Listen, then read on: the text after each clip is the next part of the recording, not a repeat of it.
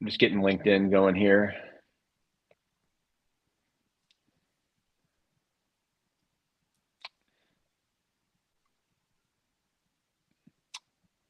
Okay, and we're live. Timo here. Good morning. Another edition of Basin Live for Gitcoin Climate, Gitcoin Alpha Round. Sorry for the late start. We had a little school shutdown here in my neck of the woods. My oldest daughter's there in the background, so we have an additional audience member.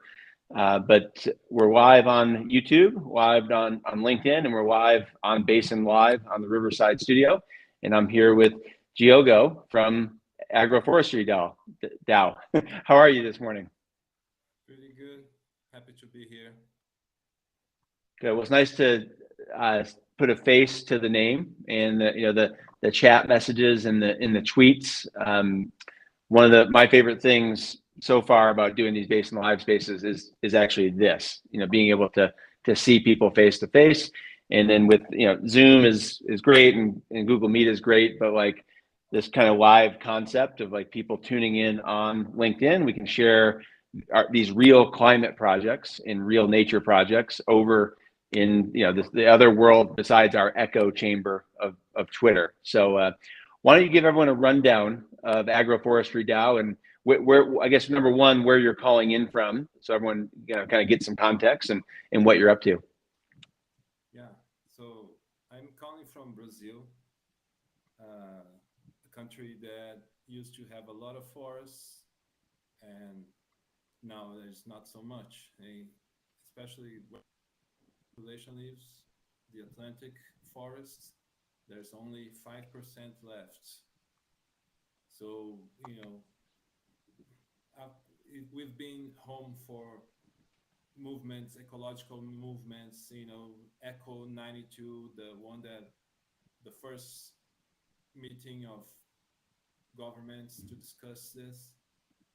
And environmentalists in the country, they went through many changes, starting pushing governments, starting with protests, these kind of things. But then the younger generation came and said, you know what? Let's start planting food forests for ourselves, because we cannot wait for governments and the legislation they don't understand. And then that this kind of thinking took over the environmental scene in Brazil. Uh, we are home for the birth of syntropic agriculture, which, even though it was done by indigenous people for centuries, but was systematized by a researcher, Swedish researcher in Brazil called Ernest Goetz, and it influenced a lot of people since the 90s. You go to some agronomy schools where he went and taught workshops 30 years ago, and there are like food forests with different layers of food production, and and that influenced a lot. But at the same time, even though we kind of uh, we were empowered by a new concept of agriculture, a new,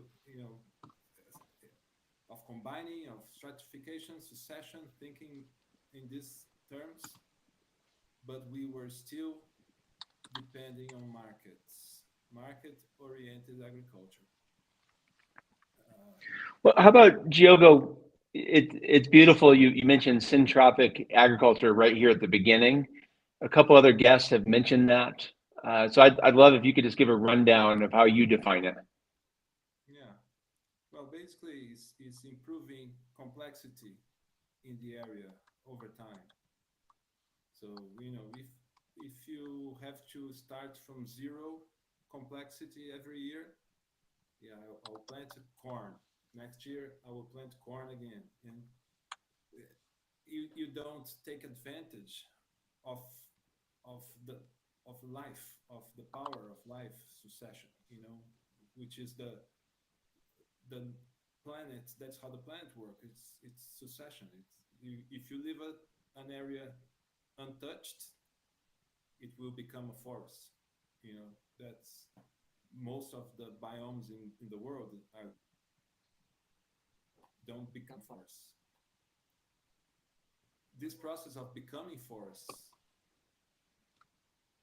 that's with grass and herbs, they improve the environment for, they start producing organic, producing shades, they start producing habitat for insects, which will fertilize the place a little bit, and starting with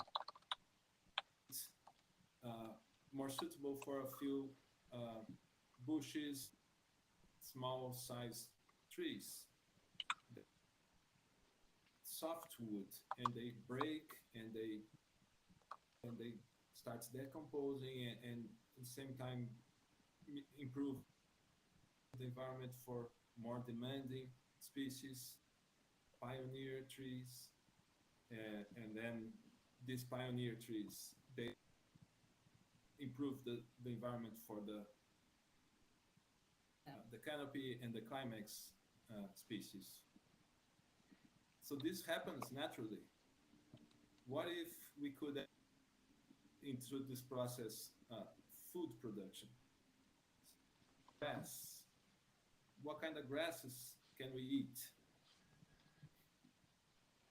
Maize, corn is a grass. Sugarcane is a type of grass. Rice. So we can go from grass, and then what kind of bushes can we use?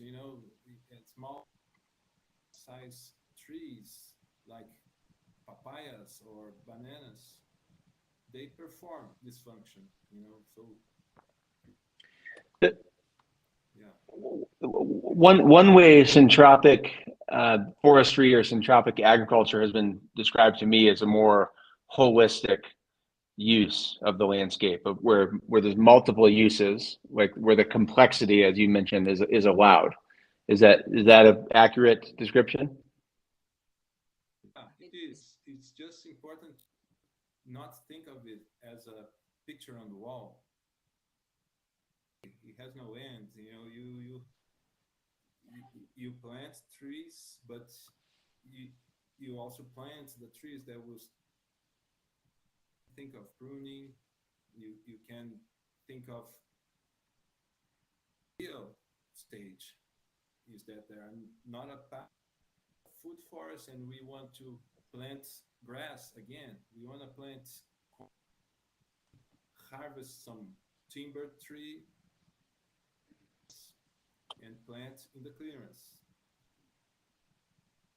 soil. So and plant again, not just corn, but plant the system, the seeds for the next, go back to forest and then go back to clearance, like in a spiral of increasing complexity. Every time you open a clearance, than before, than the last clearance. So in thinking like this, soil, even dry and acidic soil, there are plants that can thrive and transform.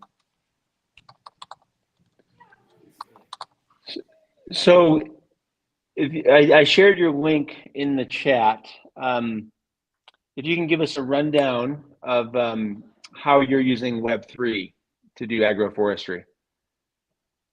Mm-hmm.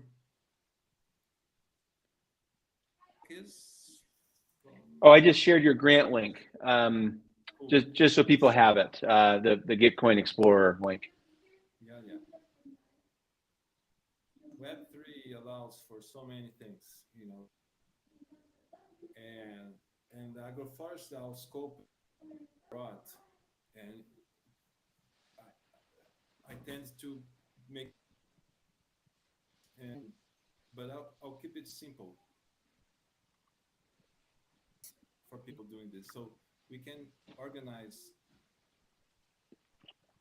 food production, but community or production.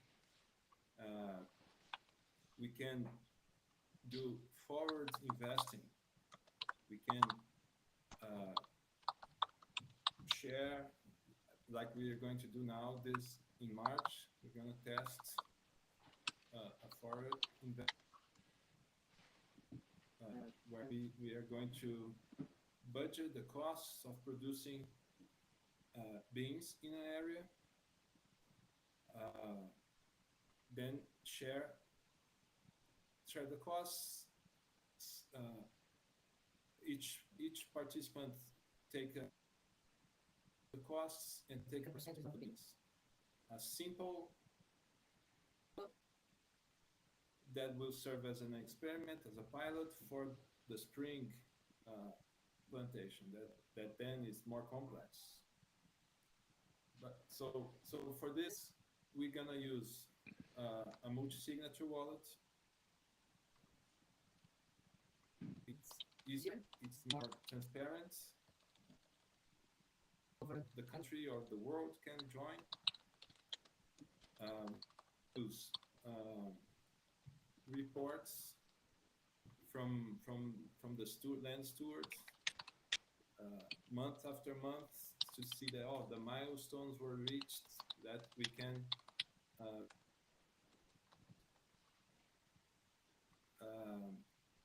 and at the same time, everybody participating will get a credential that was there, that was participating, and this way we are starting to build reputation. We don't have the entire reputation system designed yet, but this will help in the process. Just a few.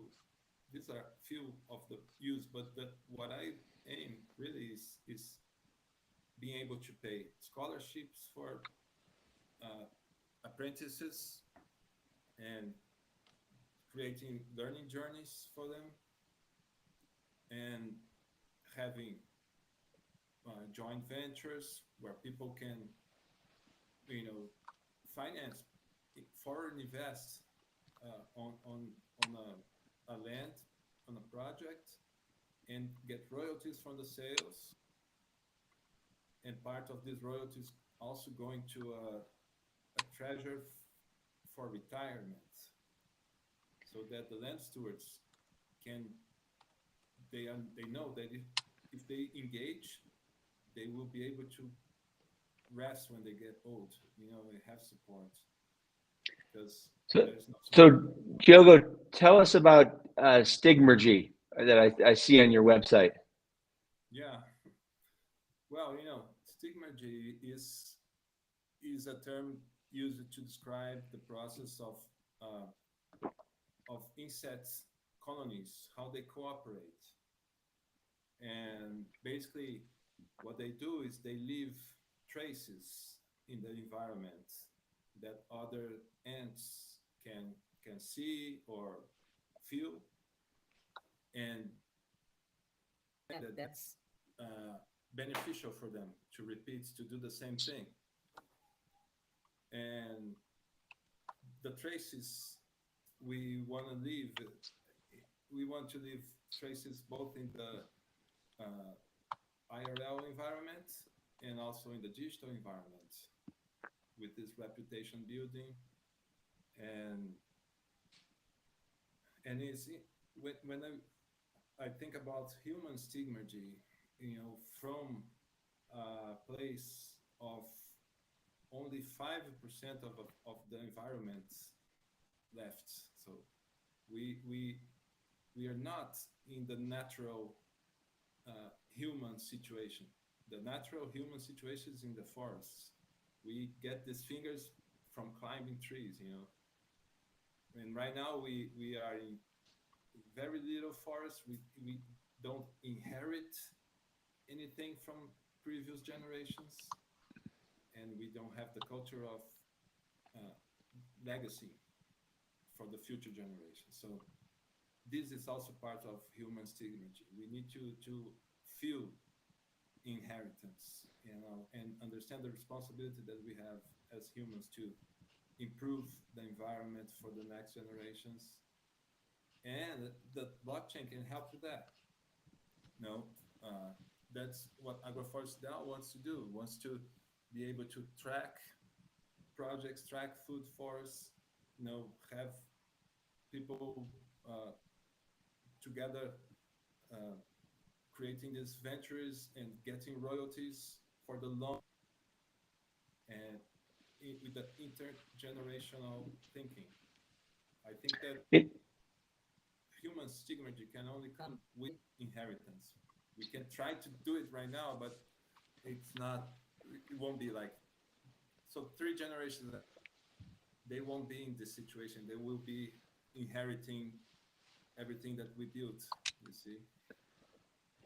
in Giogo, are you writing a methodology for agroforestry, or are you working with other groups on it, or is there an existing one you will be using?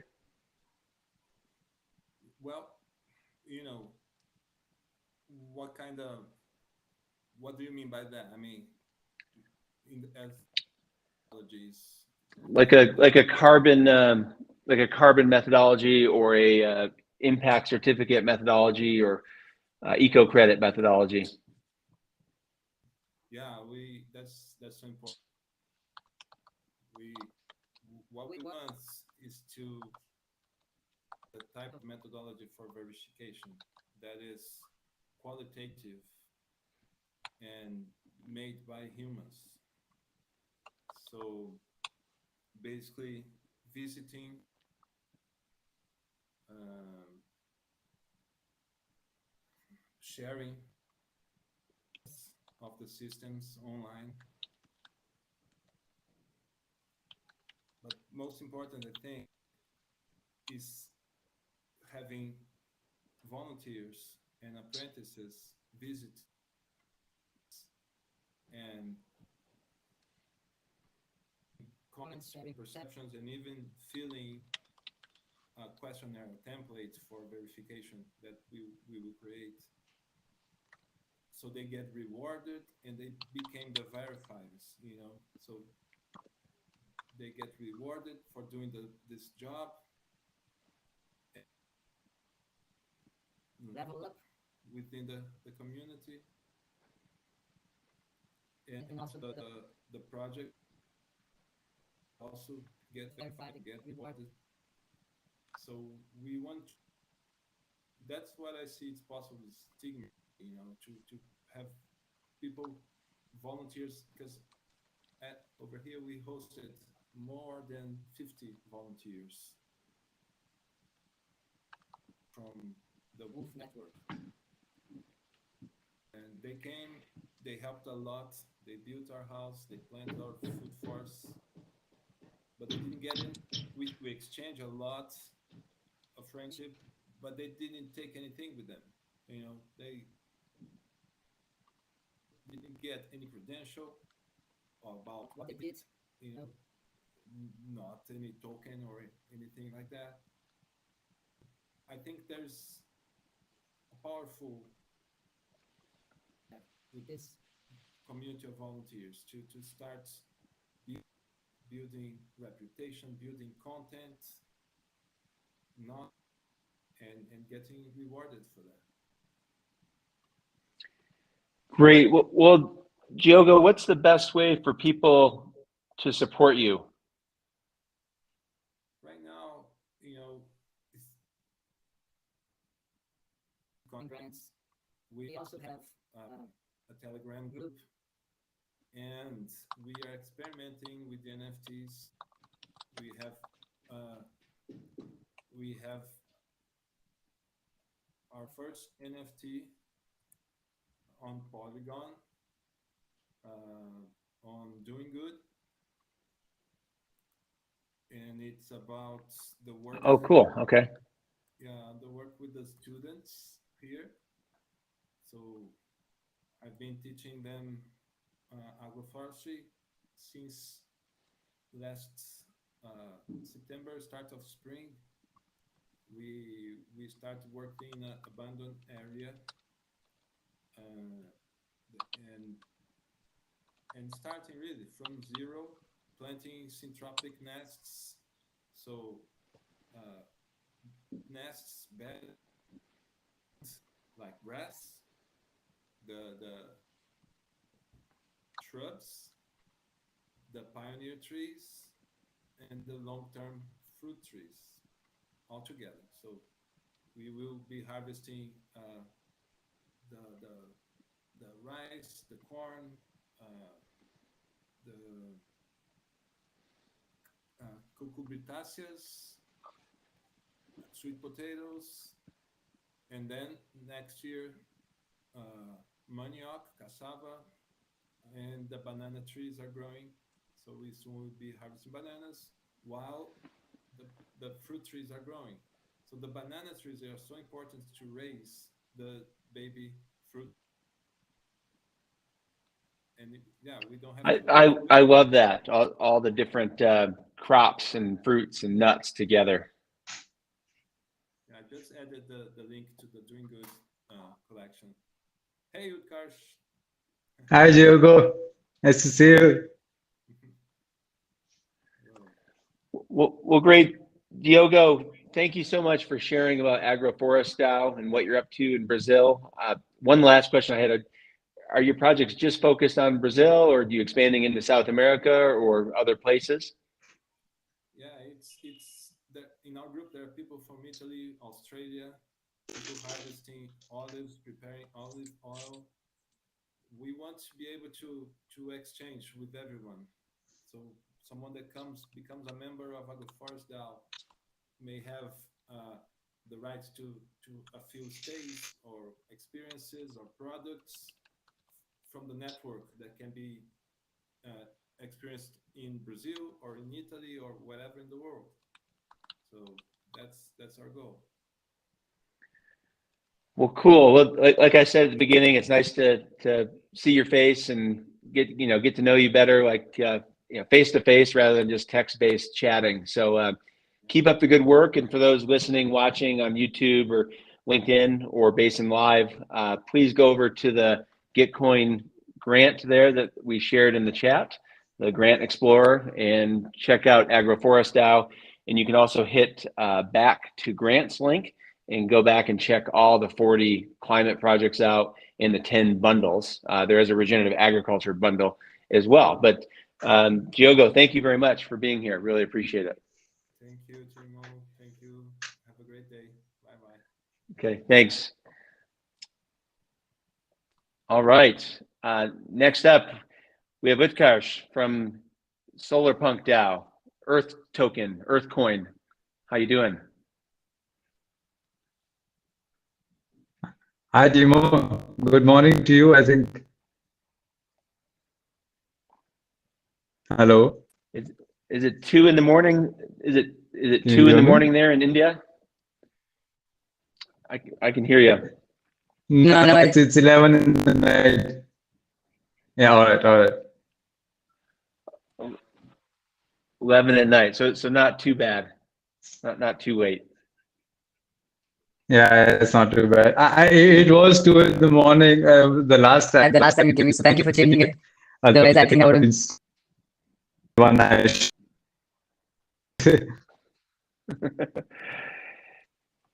In a 24/7 world on the internet, it's hard to get some shut eye. You have to turn it off occasionally. Yeah, I think you get a shut eye, but you don't get a shut mind, that's for sure. So tell us about Earth Token and Earth Coin and what you're up to at Solarpunk DAO. Yeah, so the sort of the story is that I have an environmental science background and I always wanted to do something in this.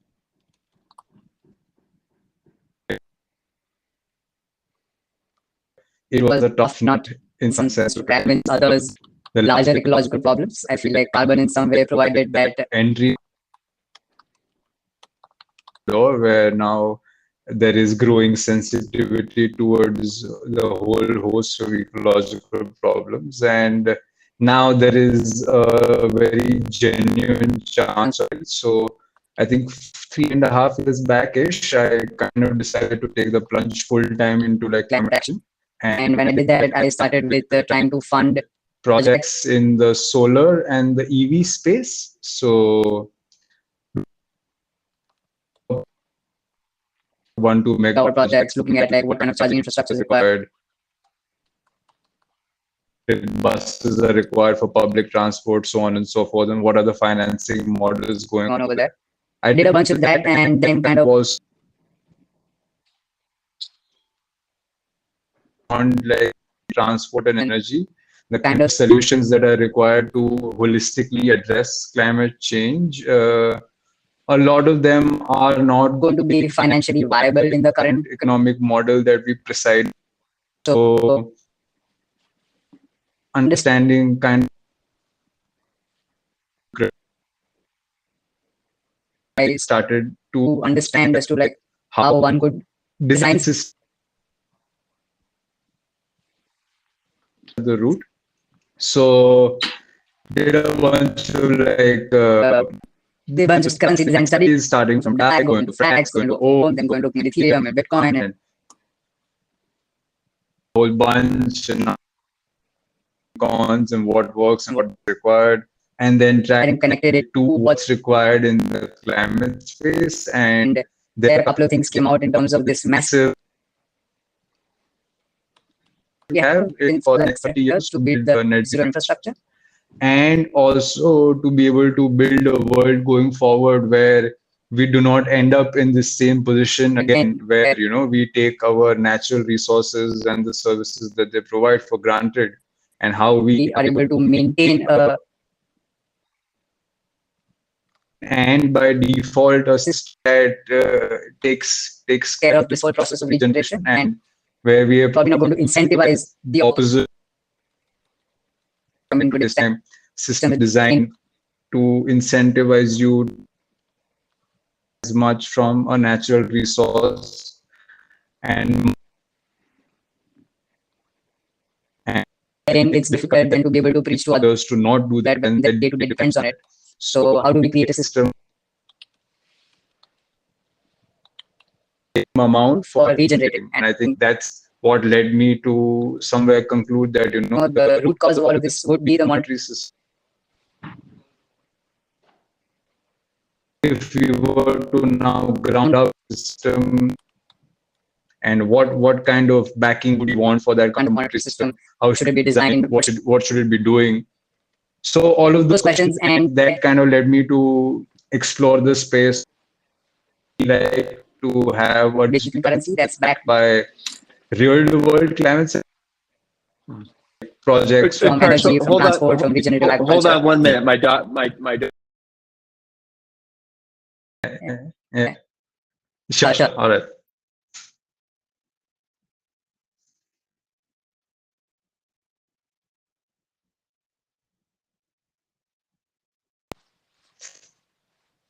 Okay, so sorry about that. I'm back.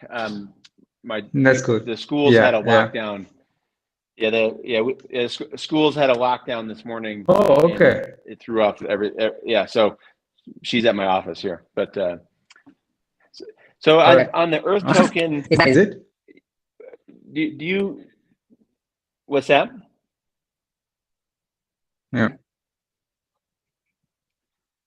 Not on the Earth token. Do you view it more as a currency or a store of value, or what, or utility or governance, or all of the above? What are you viewing it as?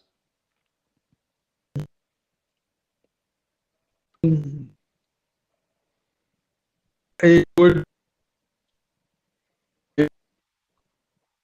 value and a medium of exchange, so act as a store of value for the ecosystem service that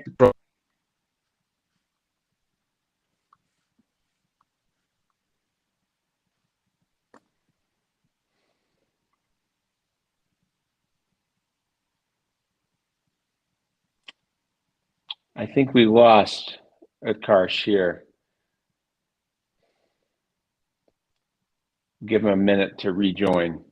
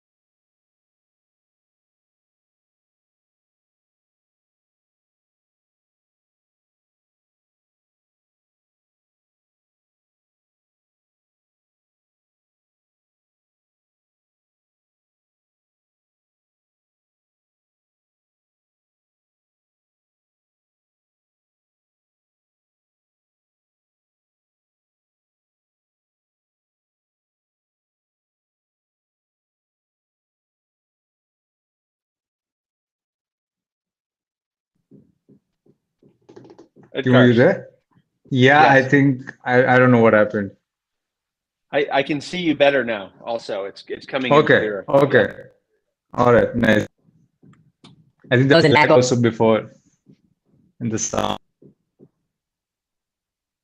Well, good. So you were talking about the Earth token as a store of value and a medium of exchange.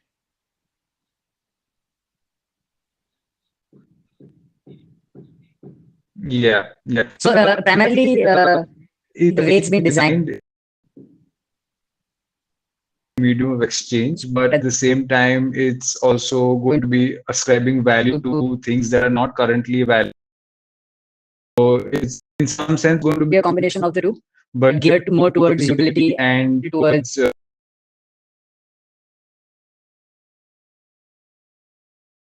driven for a specific cause. So the idea is that we were going to be identifying merchants that are in line or in sync with the vision, and then try and incentivize them to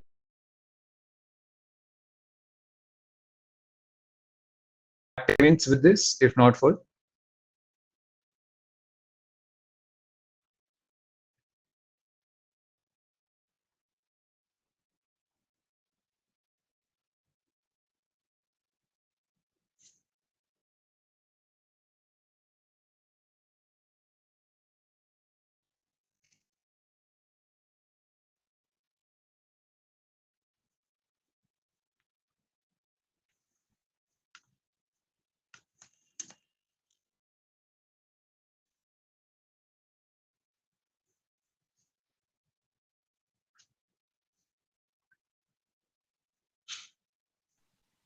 Can you hear me now?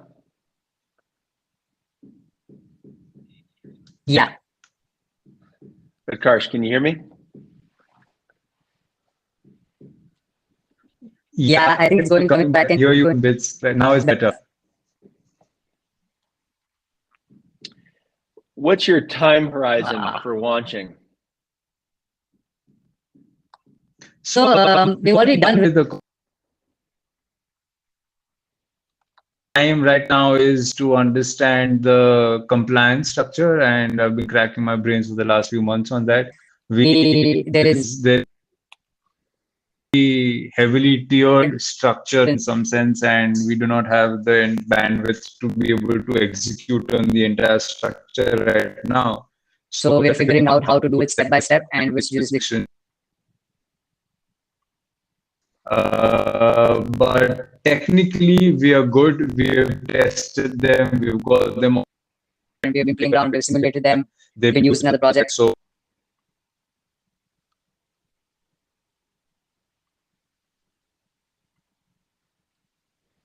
Currency that's backed by real world assets, the types that come with it are not still fully solved or been addressed. So a lot of the laws that we're speaking to also, even though they've done work on a lot of other projects like this, are still like trying to understand the project in depth to see how it can be structured and what various jurisdictions can be used.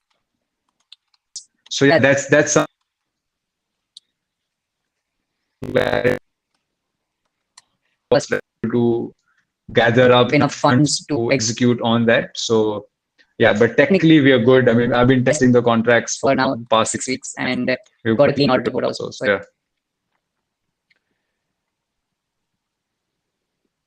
In being in India, the project is going to face more regulatory scrutiny there, I think, right, with their crackdown on blockchain.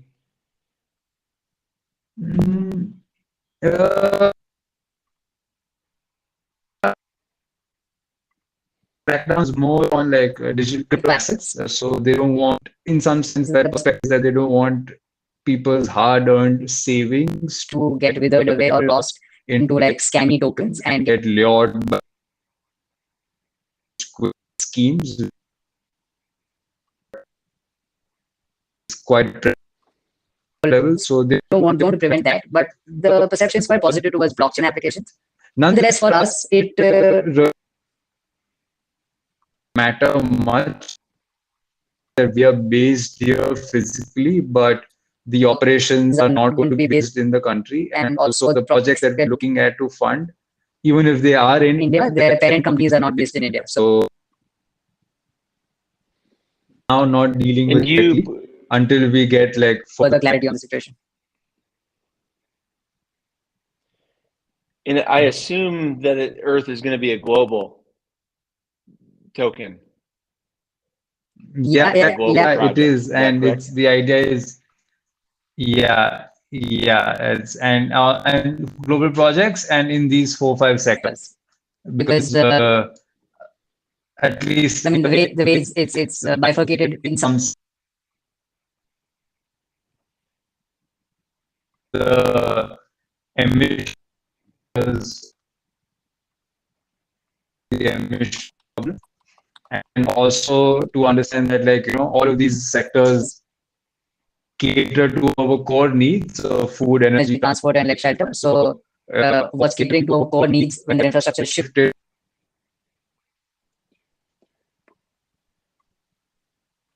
So yeah.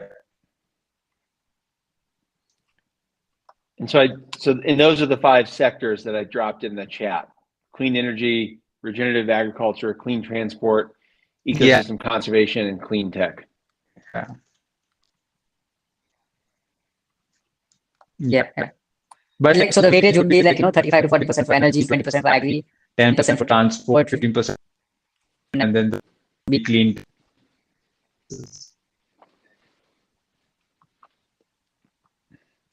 So let's address solar punk.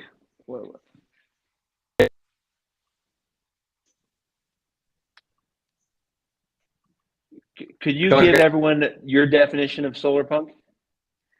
Could you give everyone your definition of solar punk? So I got into it because I got into it. So when I was designing this, I wrote a paper saying that outcome and the kind of word it needs to create, and now between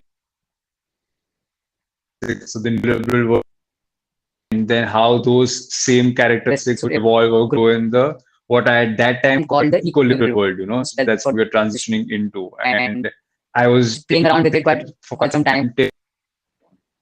This term solar punk, and that kind of really assimilated all that I was trying to say with eco-liberalism. And to me, solar punk means a word where we are able based life forms with all the techniques that we are making in society.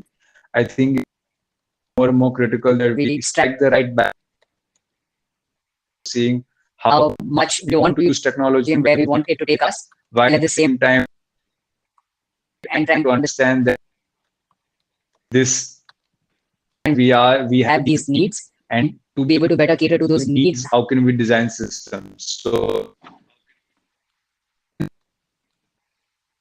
tech and nature balance between like how where we want to maximize on growth and well-being. So it should in my to answer a lot of questions that we are dealing with, but again it's an emerging phenomenon, and I think there is some amount of a north star that we are trying to build towards this world, but how exactly that pans is going to be quite exciting. I agree. Well, I love the concept around real world asset backed currencies, especially by positive sum games and projects like clean tech and ecosystem services and renewable energy. So kudos to everything you're working on. It's really beautiful. And what's the best way for people to get involved?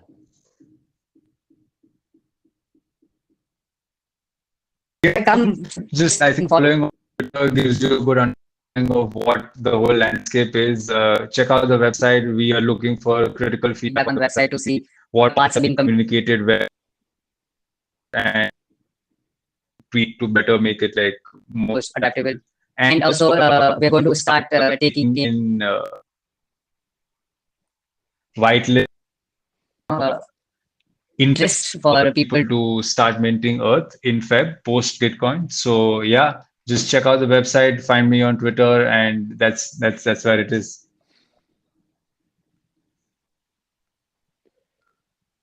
Well, I love the term minting Earth. That's a good slogan. Mint some Earth. So it's So like the process is designed as saying that, you know, purge your petrodollar to build the solar punk paradigm, and in some sense the thesis is that, you know, extravagant use of the petrodollar and the incentives that it provides has in some ways presented the world that we are in now and move to a regenerative solar punk world, and that in itself we need the way at least we would want to be using its value right now to build the world that we want to live in, so that we can then use whatever dollar value has right now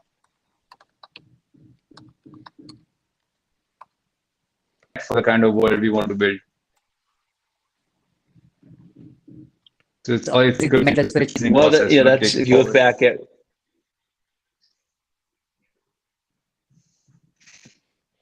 Well, I love that, Vikarsh. The different value structures of money, whether it's been based on seashells or tulip or trade or coal or oil, or Bitcoin being the money of electricity. Hopefully, Earth will be the money of ecological assets and potentially natural capital.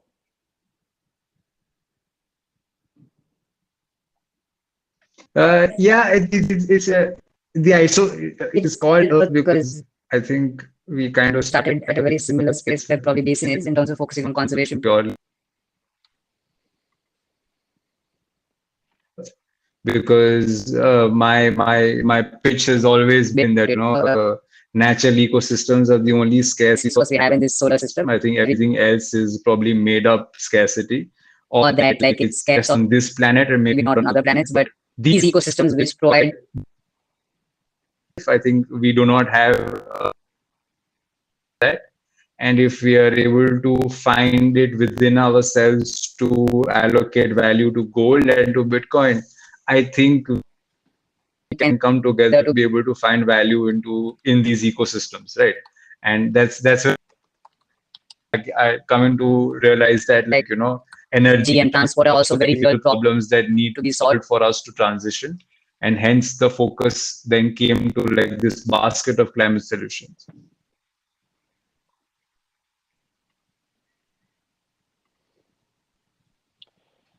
Well, I love that. You have a huge goal too, $5 trillion over the next 30 years.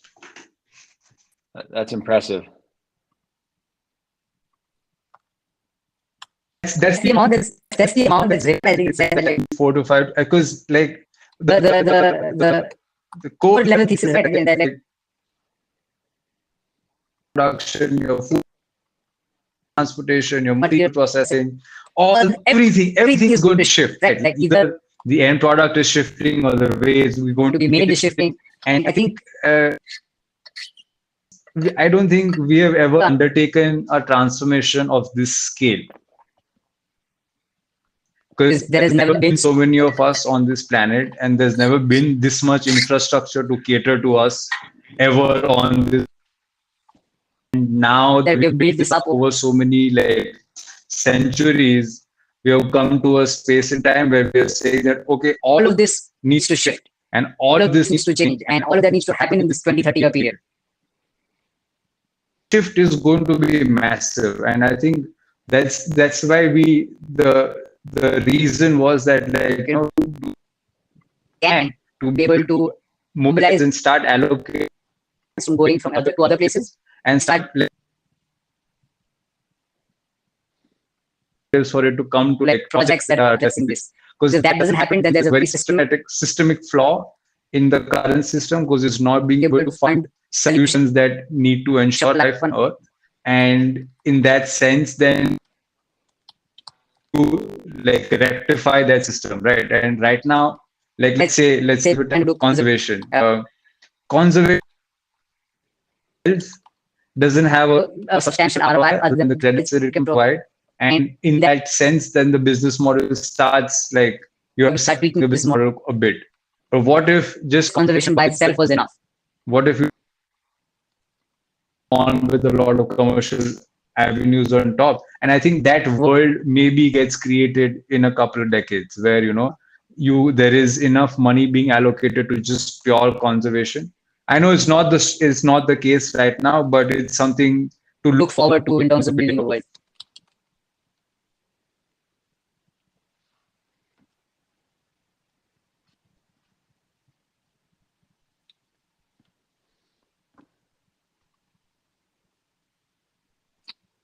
Oop, I lost you there.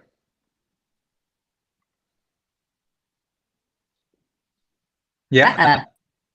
Am I clear now? Do you have me? I can hear you now. Yep, you're back No? on. Yeah. Yeah. Yep. No, so what I was trying to say is that it's we currently do not live in a world where conservation By itself is a positive ROI game, right? And I think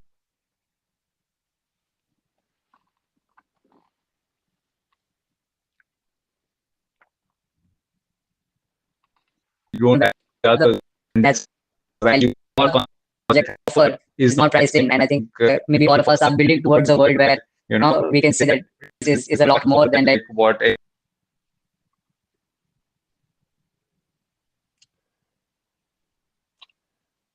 Well, looks like we lost Utkarsh there.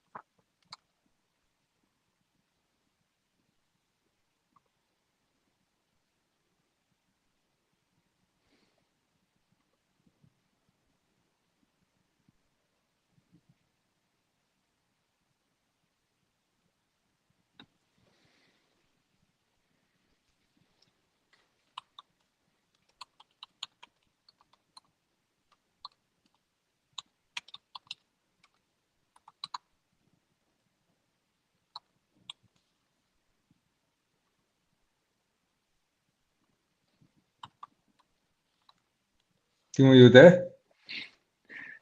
Yep.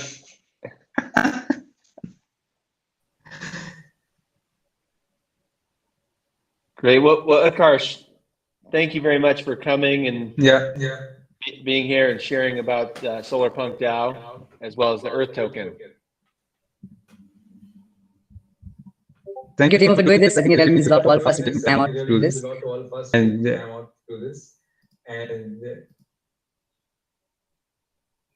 Wow, it's crazy hearing myself. Okay, but I check out and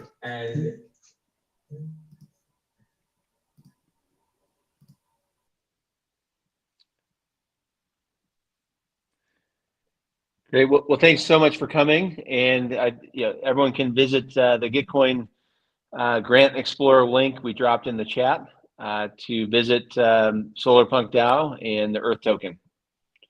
And we'll be back in a minute with Alejandro from Coconut DAO. Hello. There he is. Can you hear me? Hear you well. Oh, okay, perfect. Thank you for inviting today to the podcast.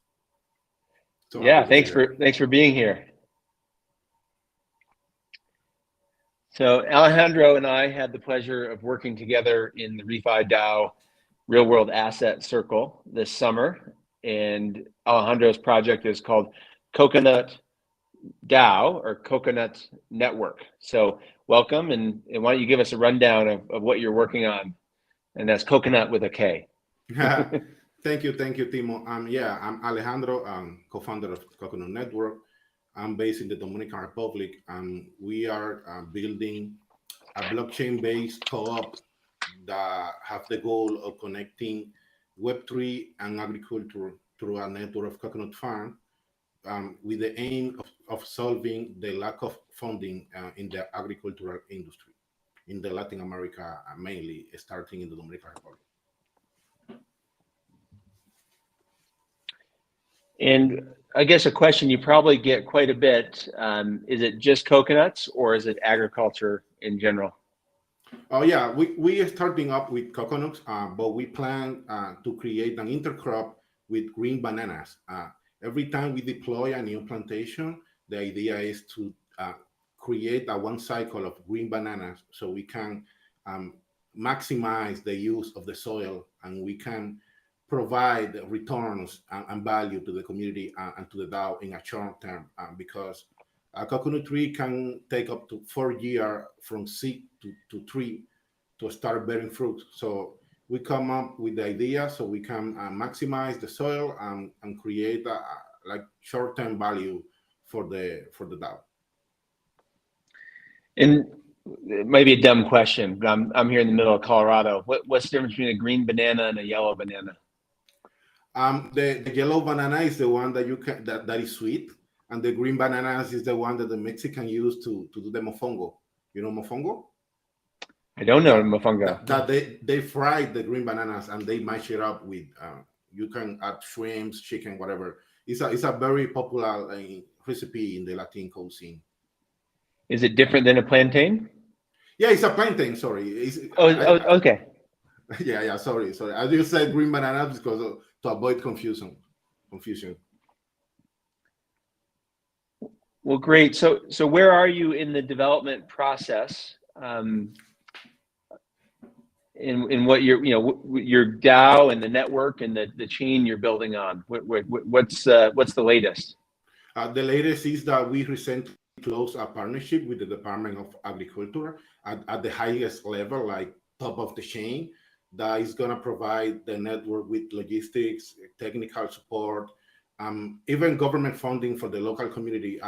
Like we already are bringing benefits to the community because the community had a project that was approved for funding, but government stuff.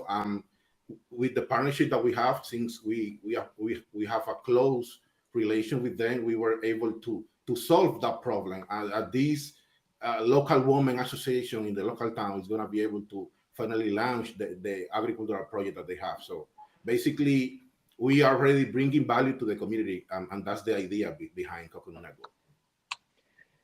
So Alejandro, one of the reasons I'm doing this outside of our echo chamber of Twitter, right, Web3, crypto, and blockchain, is it's streaming over on LinkedIn and on YouTube. You mentioned the Department of Agriculture. Like, to me, it's like we're not just inventing these crazy, speculative markets. We're doing, regenerative finance, or refi is doing real world impact, real projects on the ground with real organizations, institutions, and people. So maybe expand on what your experience is with like Web3 and interfacing with the Department of Agriculture, for example. Yeah, it's funny because they love what we're doing because we are young people and we are addressing like real problems. In the Dominican Republic, vast majority of land is owned by poor people, and the government doesn't have the reach to be able to create these projects with everyone. Like not everyone has even the knowledge to create a good proposal based on a project. So that's we providing oversight, we providing support, we are providing basically everything and becoming a layer between the Web2, the Web3, sorry, the government and the local towners, the landowners that are the same people that are going to be working in the farm. So the approach with the Department of Agriculture was something very smooth, I can say, because we approached them with the project. We already had the planting permits, we had the land, we had the farmers, pretty much we had everything organized, and we just came out with them like, oh, we have this project, we are aiming to create this X amount of jobs, and we want the support that you can bring when it comes to logistics. And they were amazed by the amount of jobs that we are aiming to create with the plantation and the amount of trees that we are aiming to plant. So that was like the aha for them, and they went to the local town, and we host a meeting there with all of the farmers, the landowners, and everyone in the community. And everyone is happy because we are basically taking the old co-op model and creating something that is more transparent, and the governance. Everyone has a say in governance. Like it's not like, oh, we're launching a token that is going to increase in value. No, we are creating shares that are XBT shares that they are soul bound to your wallet. So basically, when you become a DAO member, a voting member, unless you burn those shares back to the DAO, you always going to be a DAO member. So we are aiming to attract people that is thinking long term as us. That's why we don't have a liquid token, because we don't want that kind of people that is thinking about the price or having the governance share in the liquid market. Like you can have a price crash, and the governance shares are going to crash with the price. So that's a no for us, because the business for the Coconut Network and Coconut DAO is based around coconuts, not around creating a token and leaving the retail holding the bag, as the DeFi Pro in the last summer. Well, I love that the usage of soulbound. That's a term we use over in Web3, and it's a non-transferable right or token that stays with you. A lot of people think as identity as soulbound, of like Alejandro is Alejandro, and that's, Timo is Timo, and that's a soulbound identity that we can't necessarily sell, right, to other people, and it should stay with us. So I love the idea of like that long-term incentive mechanism of like, once you're a member of the DAO, you're a member of the DAO. And so like we don't like, I have read something in Twitter, like we don't have all of the details and we don't know everything. And that's what we want to empower the coconut community to know. Like, we are not designing a token, not because we don't know how to, it's because we want the community to use the data that is coming from the DAO, the real world data that we want to be collecting in the open source system, the data that we're collecting in the farm, all of the financial data that is around the plantation. We want the DAO members to take this data and open up a proposal and be like, you know what, we can use this data and create this new utility token or this new liquid token based on the data that we're getting, that we as DAO member, we know that we can trust this data. So the token is not coming from the core team, it's coming from the Coconut DAO community that is having a long-term vision, and everyone is, yeah, we need a token because now we have the data to create something that's gonna be there in 20 years from now. It's gonna be there in 10 years from now. That's the idea. That's why we have the governance shares and we don't have the token yet. And the shares are not liquid. So no matter if you get the last share in the B1 plantation, is the same price, the same $20, because that's the average budget that we need to take a tree from C to tree. And after that, the tree take care of itself. So it's basically a one-time contribution, and we're creating something that a coconut tree can last for up to 20 years bearing fruit. So we're creating a natural asset that is going to be there in 20 years from now, and we just need to replant the trees and keep up with the process. Seed to tree. I love that. And you've run a lot of financial analysis. I think like in a lot of these calls, right, that we've done, the interviews, people talk about real world assets. And that's, I think, some of the disconnect of crypto is like, it's like over here in the ether, right? It's like this imaginary thing, but like you're taking real land, real coconuts, real people, and you've also done a lot of financial analysis on your deals. Like, you and I talked about net present value plus at one point. So where are you on those financial projections and breaking even, profiting, financial feasibility for the projects? Yeah, planting coconuts is a win-win situation in every aspect that you can take a look at it. Like coconuts are circular by default. Like you don't need to think about, oh, what I'm gonna do with this, let's say the trash. Like there is someone waiting to buy the trash from you and create something else. So basically, you can use every piece of the coconuts. For us in Coconut B1, each tree we forecasting to produce 300 coconuts per year. So if you do simple math, you have like a 20-25% maintenance fee per year to maintain the plantation. So let's say we're spending 300K to keep up the plantation alive to every year. Each coconut is 45 cents in the market right now in the Dominican Republic. That was like 12 months ago price, local market price. So if you go to the local supermarket in Colorado, you're gonna find coconuts like that's something exotic. Like they are very pricey. Like you can find deals to coconut for $3, but guess what? The cost for the coconut B1 to produce one coconut is 3 cents. So we have a very high margin to play with. And this is why we can create this lifetime partnership based on coconuts. Because only forecasting wholesaling of the coconuts, we are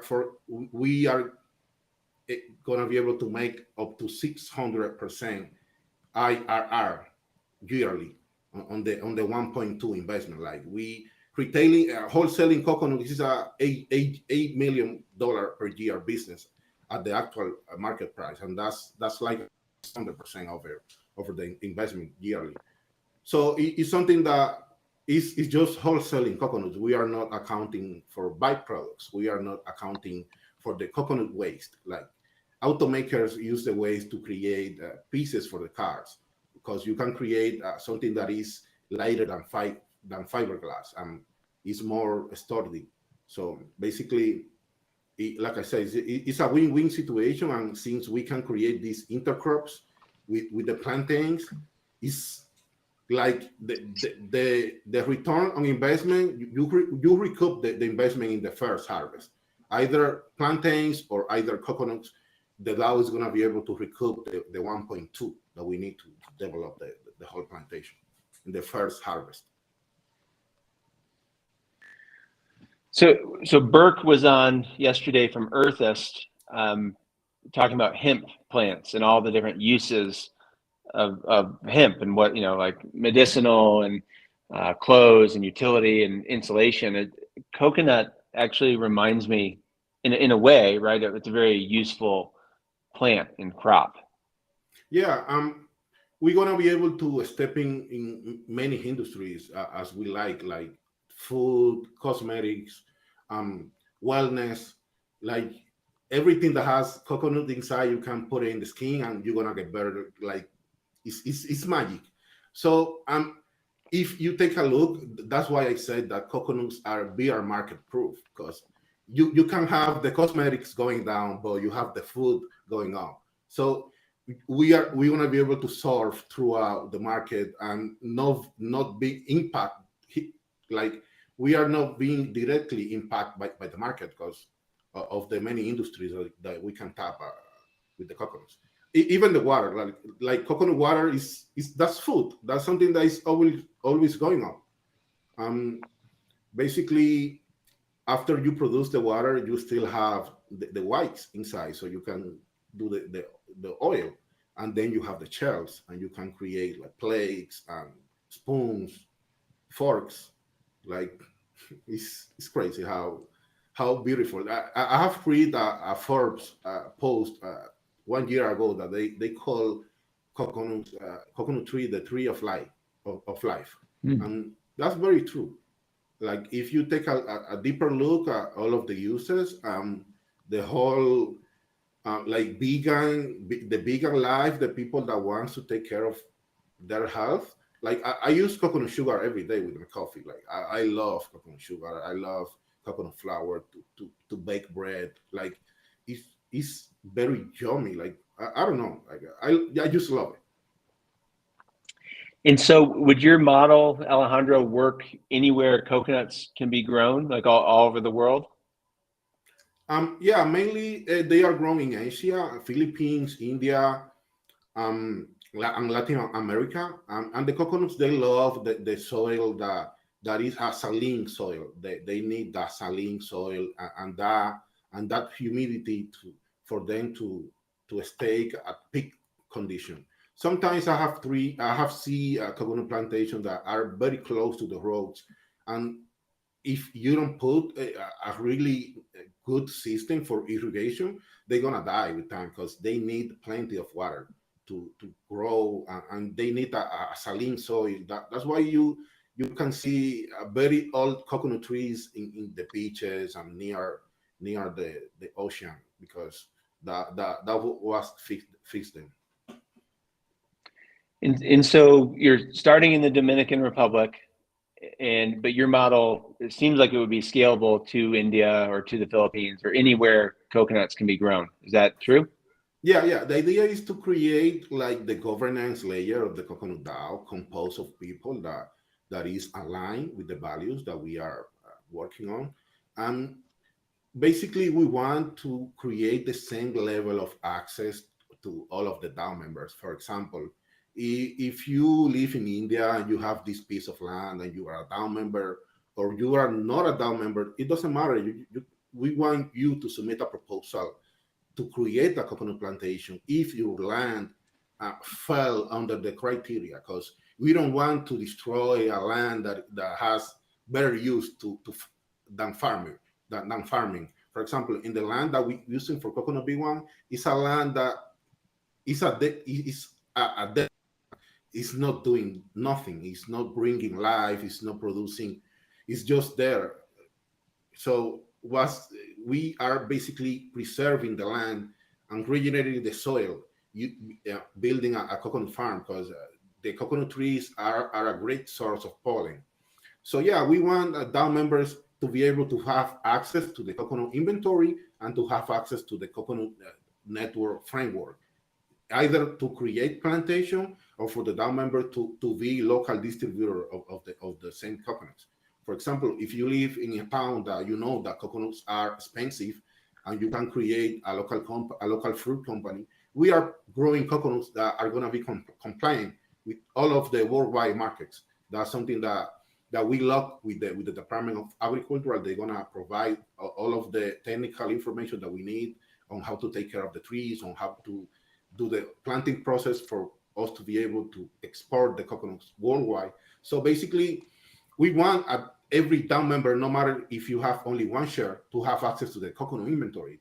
You want to be able to open a proposal and be like, yo, I have this local company, here are the papers, send me this amount of coconuts because I already have a buyer, or I already have how to market the coconut. So basically, being a member give you access to the coconut inventory besides of the lifetime rewards and all of the benefits that comes with being a coconut DAO member.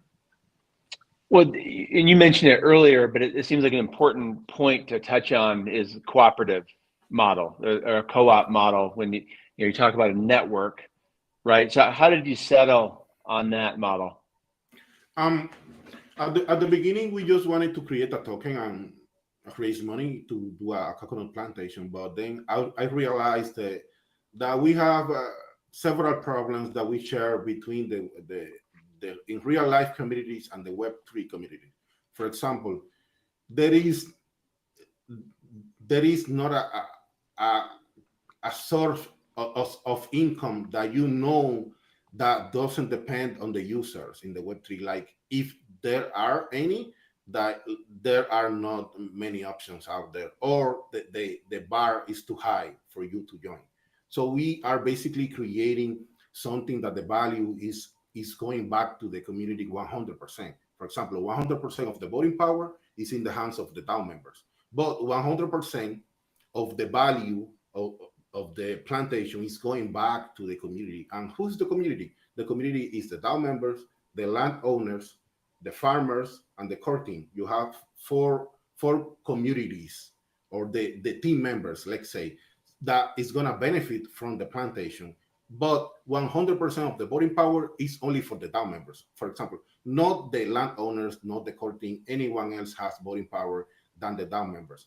We designed it this way because in the B1 plantation, we basically have control over the land, because the land is in the Dominican Republic. So it was only fair to give 100% of the voting power and control over the DAO and the treasury to the people that is putting down the money. So we create this middle ground where we create trust between the two parties. But all of these make sense when it's time to scale and when the Coconut DAO has a treasury, because the treasury is under management of the DAO members, not the core team, not the landowner. So when it is time to scale and expand to other countries or create a new plantation, it's going to be the DAO member decision to how this plantation is going to be created, because the DAO member are going to be the landowners. So you don't have the landowners getting a cut. All of this is decision of the DAO member if they want to buy land and become landowners, or they just want to keep the same framework of scouting land that is degraded, scouting a land that is owned by poor families, and creating this partnership between the two wars. It's up to the DAO members' decision. That's why the 100% voting power, because we don't want to be the ones calling all of the shots. We just want to build the framework where everything from the Web3 to the in real life. Well, I love that. I mean, I think, one question I was going to ask is why Web3, right? But to me, like that, you in a way you kind of answered that of you started with thinking, oh, it's a way to raise money for, issuing a token is a way to raise money to do a coconut plantation and do the real estate. But then all of a sudden there's all these other unlocks around utility and governance and access and ownership or the cooperative model. It's a movement around the top movement. And wisdom of the crowd, because like I said, we don't have all of the answers. So by having a DAO and a Web3 project, we are having access to a wealth of knowledge. For example, you are a real estate expert. So if you are a DAO member and every decisions have to go through the DAO, and you be like, okay, I know that my input as a real estate expert is gonna have weight because I know my industry. I know what I'm talking about. So that's why we wanted to have the DAO way, even though we have this partnership with the Department of Agriculture that if we want to, we can have access to the same funding that we are raising through DAO, but we don't get the wisdom of the crowd. We don't get the tokenomic experts. We don't get the scientific communities that are out there that we can partner and have this land for them to run experiments and to create other upsides. Because that's the thing. Everyone can have a company. You can build a company, go to a bank, get some money, but anyone. There is no fun. That's not fun anymore. It's even better when you build a community and you have people and you have oh yeah, and Timo is coming over next weekend and I have to go to the airport to pick up Timo, so we can go to the land. That's fun. We create. Sounds good. I think we need to do that. Yeah. Yeah, I would love to. We have all of the good intentions to bring people, and that's why we are so open to the milestones that we are hitting in the real life side, because this partnership with the government, there is no other DAO with this level of access government because if you take a look, the law is always what is preventing mass adoption in crypto. So we have the lawmakers supporting what we're doing. So that's a win-win for everyone. Great. Well, I love the energy, the enthusiasm, in the details, and the thoughtfulness. You always ask really good questions, and you really thought through the mechanism of how it's going to work and how to apply it. And I'm going to take you up on your offer for you to pick me up at the airport when I come. So, Yay. well, cool. What's the best way for people to get involved with Coconut DAO, or to support you, obviously, in the Gitcoin round? But what's the next step, Alejandro? Yeah, follow us on Twitter. Join the Discord. Like we are kicking off a new initiative of creating a sub ecosystem inside of Coconut Network that is named Green Founders. That are just people that are green pill, are aligned with what we're doing. Because I believe that we have many resources that we can share with the whole Web3 communities, and the Web3 and mainly the refi community needs all of the support that we can give each other. So support us in the brand, join us on Twitter and Discord. We kicking off this new thing called Green Founders. It's gonna be a really calm.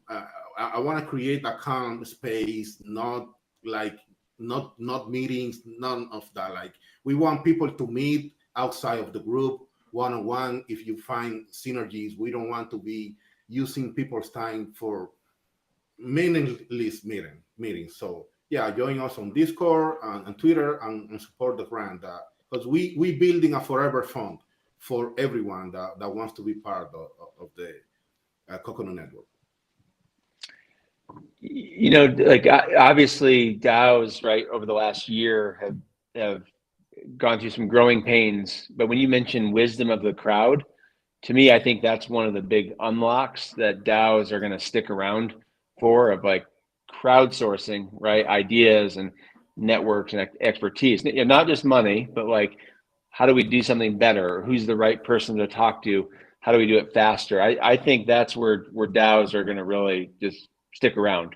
Yeah, that's the idea. Because, like I said, if Timo says something about real estate, everyone has to listen, because that's Timo area, and that's why, yeah, that's why we want like the whole refi community to be a DAO member in Coconut, because they're gonna be in control of how we do everything. And if we have all of those experts on board, like everything is gonna be great at the in the long term. And so, are your DAO shares live to purchase? Yeah. We are live in the Enosis chain in DAO House. You just need to open a proposal for how many shares you want, and the money that you are going to tribute is $20 one share. Like if you ask me, I would love to have 60,000 members with one share, because the wisdom of the crowd is even bigger in this way, and we have a really decentralized network. If you ask me how I would love to envision the network. Well, cool. So coconut.network with a K, or two Ks, coconut, .network. And then also I'll drop the grant link here again in the chat. But thanks so much for coming, and I love our collaboration, and it's great to compare notes, and I wish you the best with the rest of the Gitcoin round. We have another week to go still. Thank you. It's been awesome already. Like the engage rate is very, very high. For hosting me today, it was a pleasure to be in your show. Yeah, well, thanks for coming, Alejandro, and we'll see you on the interwebs. And I appreciate your time. Okay, thank you. Bye. Okay, thank you. Appreciate it. Bye. Bye.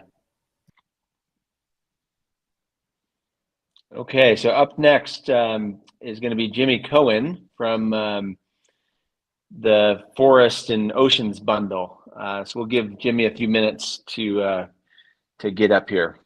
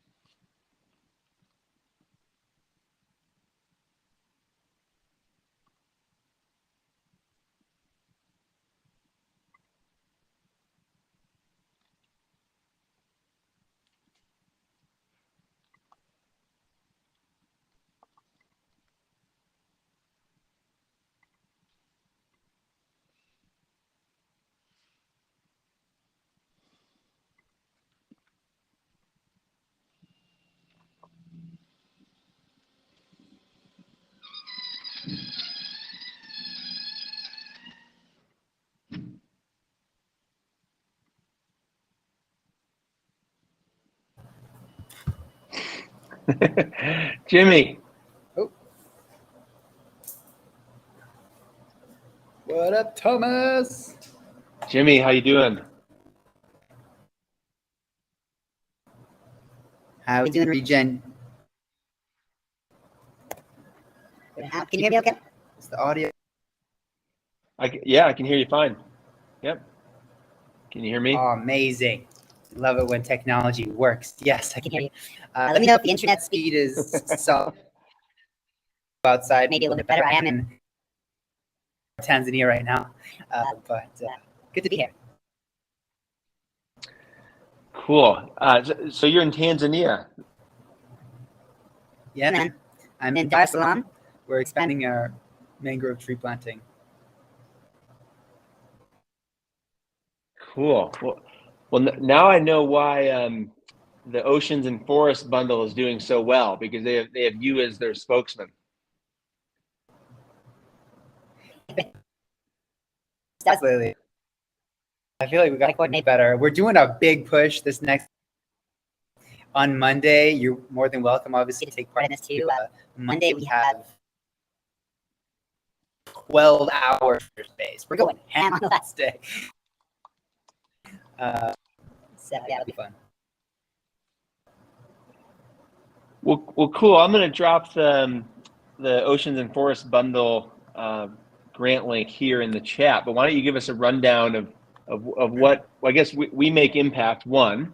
Maybe we can preface it in that, and then also you can weave in your mangroves and the forest, Ocean and Forest Bundle. Sure. Well, We Make Impact is a DAO that's all about empowering change makers to maximize their impact by leveraging the latest and greatest technology. It's kind of evolved from a clean water nonprofit, which is originally what brought me to Africa.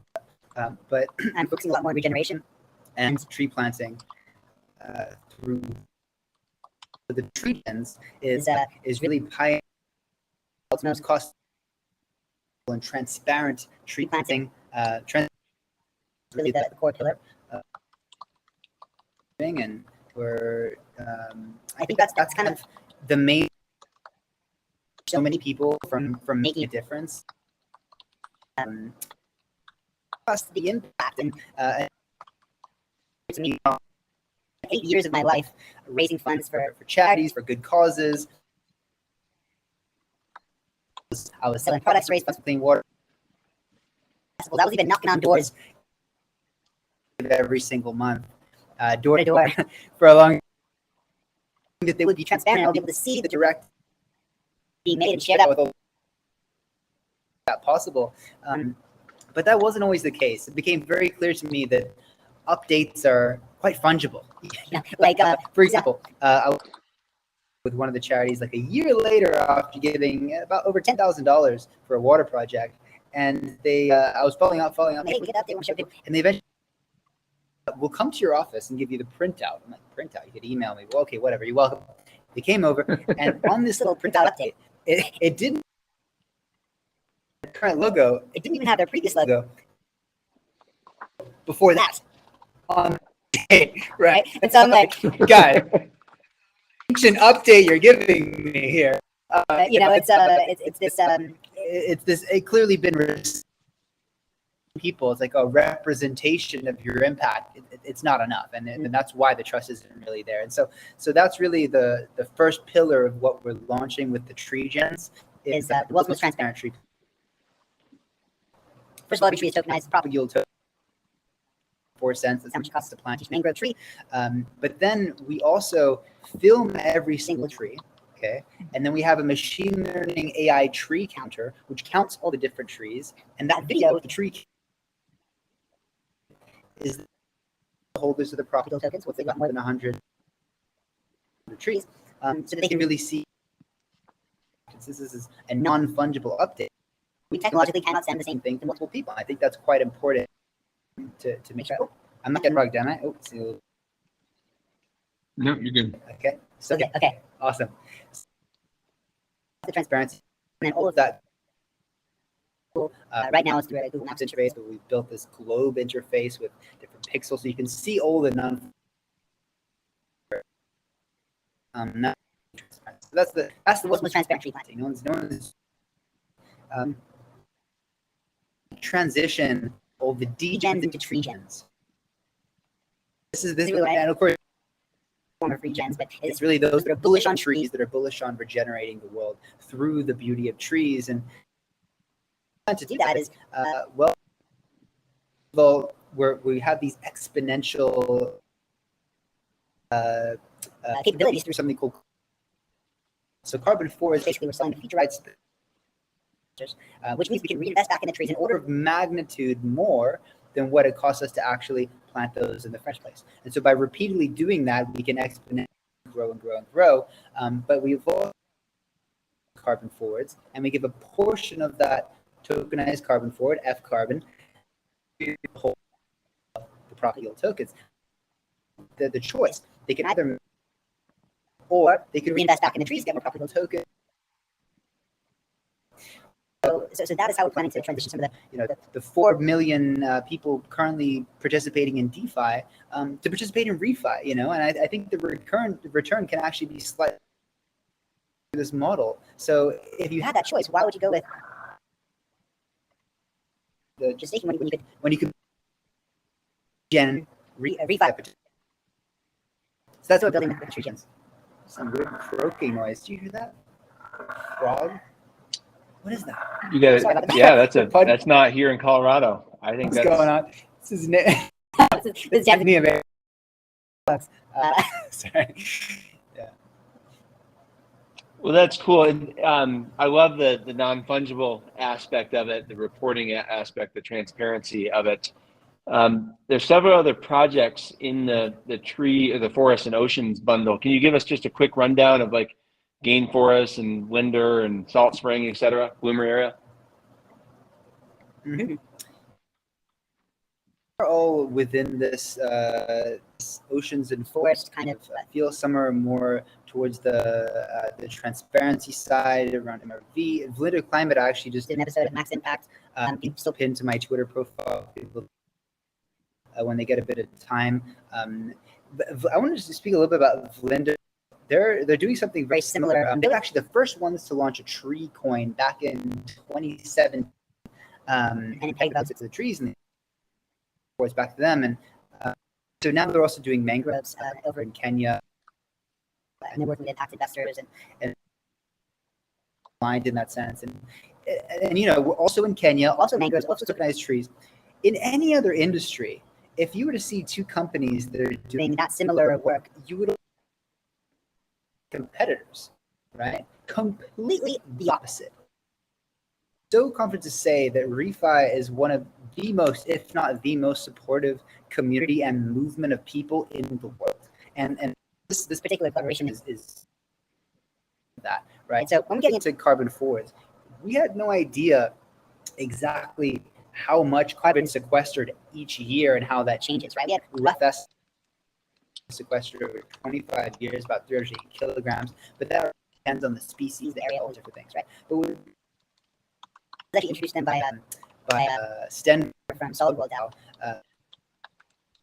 Basically, he shared with us the charts and how it's a bell curve and how much carbon sequestered each year, which really helped us investor conversations. And not only that, they also contract templates with what it was like to do the adoptive forest agreements and get carbon rights working with Kenya Forest Service and even now we're sharing this. Vera can take quite a long time, like up to a year to get set up, and it costs $100,000 to launch on Vera. But we're basically under the same Vera license, and so we can divide the total cost each of our orgs do and share that and share information and share connection. Most supportive and incredible relationships, this bundle. So I recommend everyone to do a bit of a deeper dive. There's a breakdown of each of the projects in more depth. If you just go to bit.ly, that's ly/ all lowercase oceans and forests / oceans and forests all lowercase, then you can see our Gitcoin right there and see a deeper dive in the project. They're all very closely related, all phenomenal projects. Cool. So tell us about your Twitter Spaces. You've been, I don't know if they've been daily, but almost daily for several months now, and some of them have been super, super long. So tell us about what you're doing there. Yeah, man. I'm typically live 6 days a week, and I recently did a 60-hour Twitter Space marathon. I slept for 1 hour.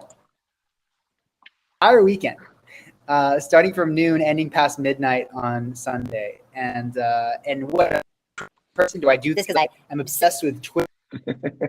I love Elon Musk. No,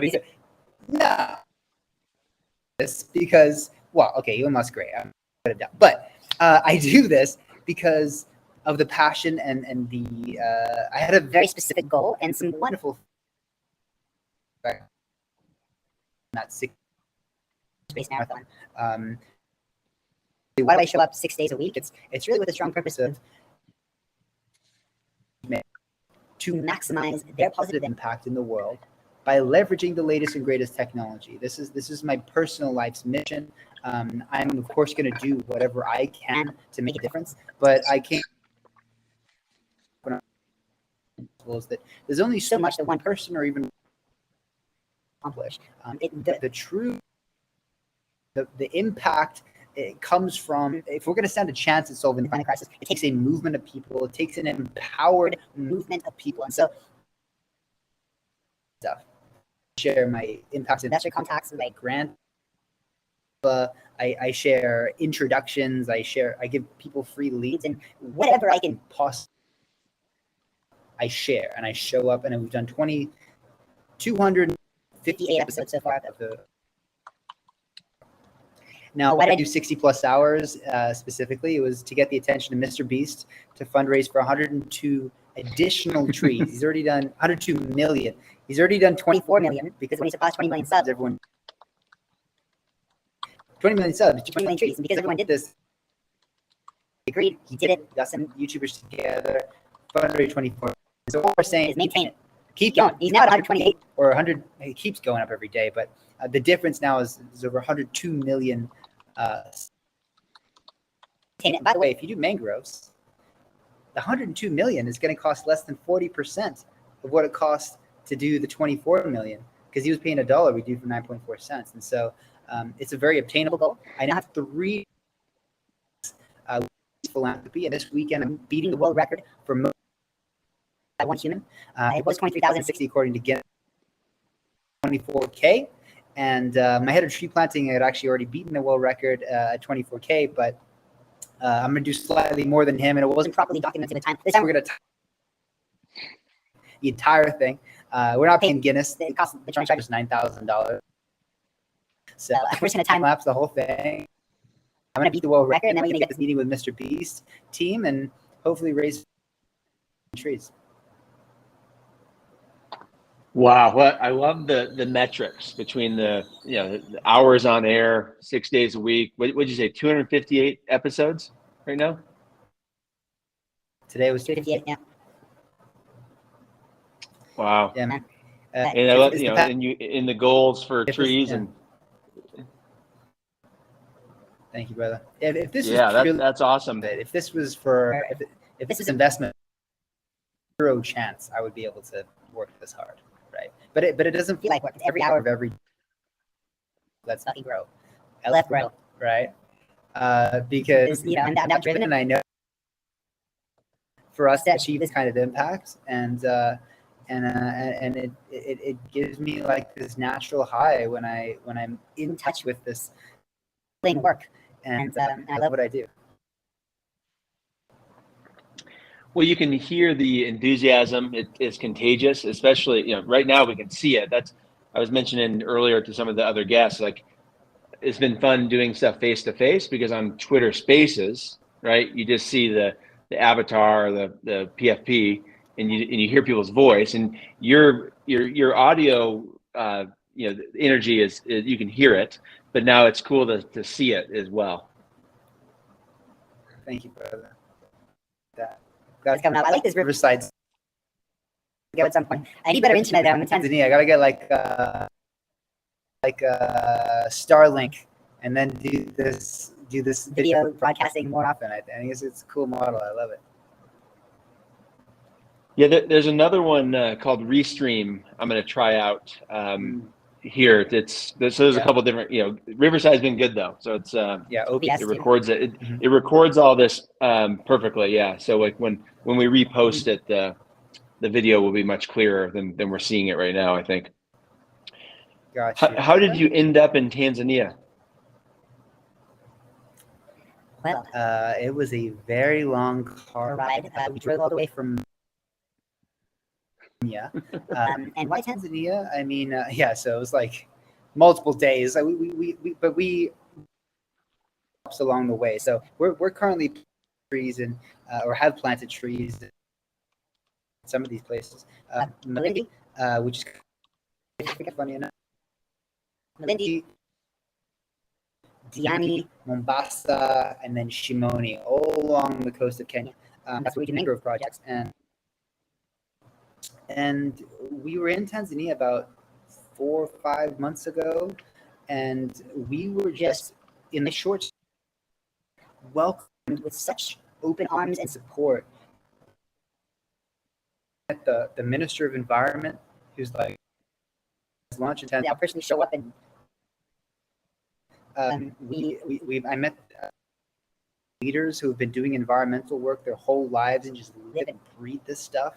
And of course, there's a lot of mangroves here, but the culture is so supportive and positive. They're always trying to gift you food here in Tanzania. I was literally here. I went to a bar one time, and the guy's just like eating meat, and I'm like, "What? I just met you." Sure.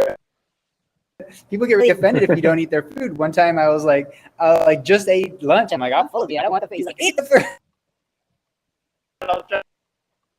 But no, it's really lovely here, man. I strongly, and I'll host anyone that comes in. I really want to bridge the gap, like transparency. I want people to see projects and connect with it. It's a beautiful country, man. Yeah, I haven't been to Tanzania. I had the opportunity to go to Zimbabwe and Zambia and South Africa, but I'm looking at the map right now. I need to get to Uganda and Kenya and Tanzania, Mozambique. Yeah. That was actually the tour that we went on about just over 2 years ago. We started out in Uganda. We were doing water projects, and then things got crazy politically there. Never be in Uganda during an election. The guy's been in power for 37 years, locks up the opposition and tortures the guy. Not a fun election. Drove through flames bigger than the car and 40 tear gas bombs from where we saw videos of people just getting shot dead in Kampala, not even looking where they're shooting. So we're like, all right, we're always planning to go to Kenya, but when that happened, we're like, it's time for Kenya. Let's get the hell out of here. So we came out to Kenya, and I'm actually third generation Rotarian. My grandparents on both sides are actually Rotarian. So one network of philanthropists. Started getting involved in the Rotary Club in Kenya, and a lot of mangrove tree planting. And I was actually planting trees not long after I could walk. So my mother in Australia, and I lived all around the world, but I grew up in Australia originally, and my mother was somewhat of a koala activist. So they were cutting down. So there were no more koalas in this area, where there used to be many, and so we're preventing them from cutting them. We're planting trees, these eucalyptus trees, we call them gum trees. And so that seed was kind of planted from a super young age, which really started to take root once I got to Kenya and experienced these mangrove tree planting. And my friend from university hit me up around last November. And it's like, yo, you got to get thing. People are using this to raise funds for good causes. And that's when I really went down the route and connected the dots. And I had no idea that the refi movement existed until I went to Paris. I actually went to ECC. I was originally an ECC family, but I went to the ECC, and then this is sustainable. Happening afterwards, and I thought, check that out. And then I met all the regions. I met Phil Fogel from Flow Carbon. I met all these incredible change makers that are leveraging this technology. I learned that there's this broader ecosystem that's so supportive, and I was like, at that point, I was involved with a lot of projects, building a lot of things. Drop it all, focus, all in on refi. And ever since then, I've just been super bullish and just building. I'm super stoked to finally launch something. Probably in February, everything's going to be ready. Right now, we're just tying everything together with the front end UI. Gens. Of course, we have the 4 Trees Club, which is just straight up tree planting, very Web 2. And the Tree Gens is what's scaling this work. I'm super pumped for it. And Jimmy, what chain is TreeGens going to be on?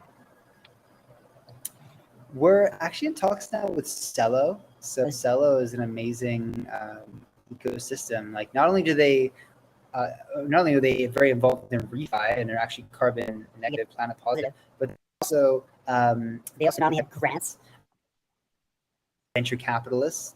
They also have like an incubator of sorts, right? The Cello camp. And so when I told the people at Cello what we're building, they're like, "This is phenomenal. Got to be a expert." And so that's for us to launch on the Cello. Cool. And you think that will happen in February? I hope so. Yeah, there's always some bugs you got to squash, a lot of testing you got to do, right? It's been a long time coming, but I think finally we got all the bugs squashed and we're ready to start making an impact through this amazing product of the TreeGens. Well, cool. So like I mentioned at the beginning, this is streaming over on LinkedIn and on YouTube. What would you say for people who are crypto curious or climate curious or maybe suspect of blockchain? Obviously your enthusiasm around refi and regenerative finance is there, but what would you say to people who are kind of like, it's scammy, I don't know what it is. Like, what would you say? What would you say to them? Well, quite a number of debates about this. I'm well versed in this area. My cousins are just like, not good. And I'm like, like I'm an environmentalist. I'm like, talking about. So, okay, there's certain things that people need to know when they see that crypto NFT is bad for the environment. First of all, there's a difference between proof of work and proof. So the main blockchain behind a lot of these NFT projects and tokens is Ethereum, and they recently moved from proof of work, and basically the entire energy usage of the world went down by 0.2%. They did that because now some 99% less energy intensive. Just a brief kind of overview what that means. Proof of work, you have these decentralized computers around the world that are verifying each transaction. So it's a decentralized way of transacting without a centralized. To do that, they solve complex algorithmic problems and not use a lot of power. So big work. And now you have proof of stake now, which is basically you put up a certain amount of currency as a proof of stake. And now this is almost like collateral. You go in and you verify these different transactions. A bunch of people verify the same transaction to make sure that it's done correctly. And since your cryptocurrency is out there for stake, then it actors, and that's how transactions verified. So far less energy intensive. Or now you also need to know that there are, as I said with Cello, carbon negative, right? So transacting on Solana for chains is offsetting. It's not bad for the environment. It's actually carbon negative. So the more you use the environment, and Polygon is carbon neutral. I believe Cello is carbon negative as well. So good for the environment, at least neutral in all those cases. And those are the cases where really the regens are dabbling. So that's the environmental concern out of the way, I hope. The potential, right? Like, potential of this. Well, first of all, there's a fund that this can unlock, right? A tremendous amount of funds can flow to regenerative and good projects, which is essential, by the way. We need trillions of dollars to flow towards regenerative projects if we're at being below the 2-degree target. And just so you know, at 1.5 degree increase, already we've admitted defeat on 70% of all of the coral reefs in the world. At 2 degrees, it's 99% of all dead. Okay, we go beyond that, they're pretty much coral reefs, like the lungs of the ocean, they provide 50% of the world's oxygen, right? So this is essential stuff. We need capital to the projects. Now, we do not have time. We should work with carbon forwards to do that. But transparency is super key, and we need to avoid bad actors. Now, the carbon markets has a lot of potential because now there's a commodity that it's valued. Carbon is a valued commodity in the marketplace, and therefore we can infuse that in. The purpose of refi is to make the economy regenerative instead of destructive. Nowadays, your phone, for this, oil, everything pretty much is just enterprise, and this allows people to shift the economy to being more regenerative. I said there have been bad actors. Let's not beat around the bush. There have been people who have double dipped, trying to and sell it multiple times to different registries. People have said, "Oh, we're conserving something that really was down in the first place," right? There have been bad actors. Now, avoid that. Of course, the standards have done a lot of work, like Vera Gold Standard, to improve over time and make sure that this doesn't happen. Beauty of blockchain is the fact that you have something called an open ledger. The transactions that are happening, and so if there's a carbon project, tokenized carbon credit, right? If it's on the blockchain, that becomes a problem. It becomes many problems, right? If you want carbon credit, you have to go through a broker. They charge big commission fee. It's kind of exclusive. You have to buy a certain amount. Now you can buy a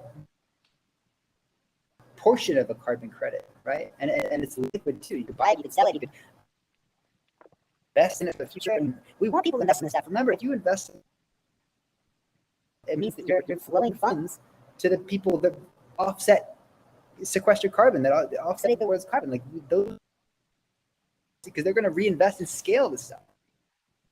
We're going to do, and pretty much that's what people are going to.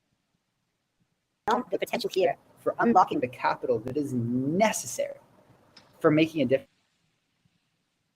is really the potential of refi. So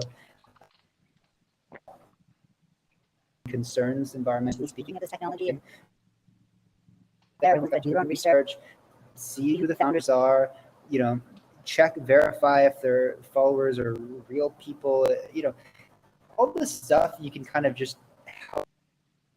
Don't just FOMO into a project just because everyone's hyping about it. But participate in their community, legit, and then participate, because people can get a return and make a difference, or just make a difference directly. Those are the limit with the stuff, and the way that this token has many things, by the way. Like there's also plastic credits. There's it's just about standards to be super clear. And there's that crazy frog. Sure, that the work is really being. Because if everyone has complete confidence that this work is really going to happen, be a massive influx of funding to where it needs to be. So yeah, that's why people should look more into this. And what advice, if you're curious, look into it. Participate in the communities. Participate, live streams or whatever. Just open your mind to this. Forbes said that refi is one of the top 5 Web3 trends of 2023. This is going to be huge, but it's going to be massive. So look into it. There's an opportunity here to both do well and live. So once you go rabbit hole, you're get there at the end of the day. Well, cool, Jimmy. I think that was a really good summary of like regenerative finance and blockchain and proof of work versus proof of stake. You're a natural salesman and a great face of refi. So it's the ocean and forest bundle is really I think they should be very thankful to have you as their kind of spokesman for out there sharing the good word. Thank you, brother. Appreciate that a lot. I do what I can. And I try to show many projects, many Gitcoin bundles, and You know, like there's the application, right, which Evergreen Coin is a part of, that rewards people for doing any any impactful environmental work. There's so many good ones out there, and so really, I'm all about makers supporting the people who are making a difference. We're all going to make impact. That's the new WAGMI, right? We're all going to make an impact. We should all support one another together. There's so much more impact that we can make. And at the end of the day, right? It's about maximizing collective impact. Yeah, one of the things that's come up repeatedly on these interviews is collaboration, right, and cooperation, coordination, and if we mimic ourselves off of ecosystems, or maybe even view ourselves as like we're just, getting signals from the natural ecosystems and from nature, and to behave more like in a symbiotic way, or a cooperative way, a coordinating way. I think if we can biomimic our way out of this mess, like more power to us, and there's gonna be some good outcomes, I think. Most definitely, and my community is so supportive. Like they just come out of the, even if it's a social enterprise for profit, that's available to them to make a difference by leveraging this in a scalable way and positive impact. And there's Refi DAO founder circle supporting one another. There's Refi Zone project supporting one another. There's the Solar Punk Guild supporting one another, and you could join all of these by the Refi Community Manager Guild supporting one another. There's alliance, all leveraging it for good and supporting one another. There's positive blockchain database with 1.8 thousand projects that are making a difference out there. Gitcoin ecosystem, and there's just so much support. And I really encourage people, however you can, I think there are three main categories of impact. Time is your value, and there's money, right? Either you give directly, or you fundraise for allocating capital where it's needed. There's your time. You can volunteer. Your time, you can work one of these organizations, join one, start some, and then of course there's value, right? Some connection that they could share, whether it be an introduction or a connection to resources, a connection to investors, information that can uplift and foster cycle towards building what they need to build. Whatever aspect that you can make an impact, time, I implore you to do something, because once you do something, once you tap into something that is actually making a difference in the world, actually deeply fulfilling, then your life's never going to. The day when we went to make the world record the first time with my head of tree planting, I'm a night owl. I tell you, I woke up at 4:50.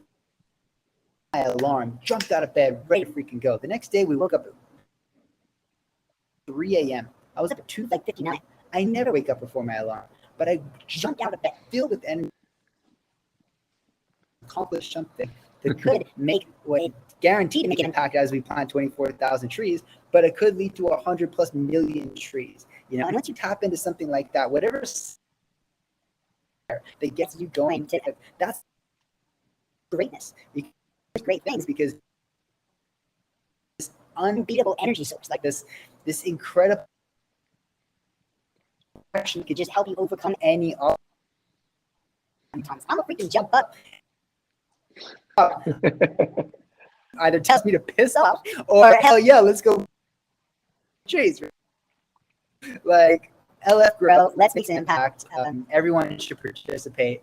And all those organizations I mentioned, Refi, DAO, you can just join their Discord, introduce yourself, say you're curious. They're ready to share info, and this whole thing's about, we're all gonna make impacts. And Well, cool, Jimmy. Keep up the great work, and I'll keep rooting for you for Mr. Beast, and I'll keep replying in the comments, and maybe eventually he'll take note of the tree project. Keep using that hashtag. Hashtag one sub one tree, Mr. Beast. Keep making memes. We do the year for Mr. Beast. We're giving out 1 Ethereum.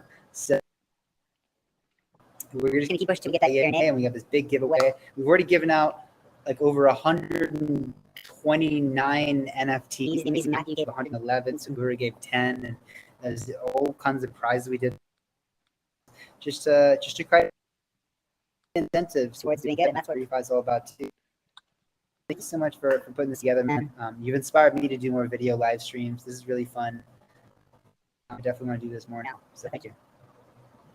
Cool. Well, thanks for coming, Jimmy. Have a good rest of the week with the Gitcoin Climate Round, which ends next Tuesday, January 31st. Please support the Ocean and Forest Bundle, and of course, support Basin's grant at .basin. You can go to gitcoin.basin to see our grant and to see all the other 40 individual climate projects and the 10 bundles, which this project is a part of. So, Jimmy, thank you very much, and we'll see you on the interwebs. Jason, I love it. All right, take care, Thomas. Much love. All the best. Okay. See you, Jimmy. Thanks. Okay. Bye-bye.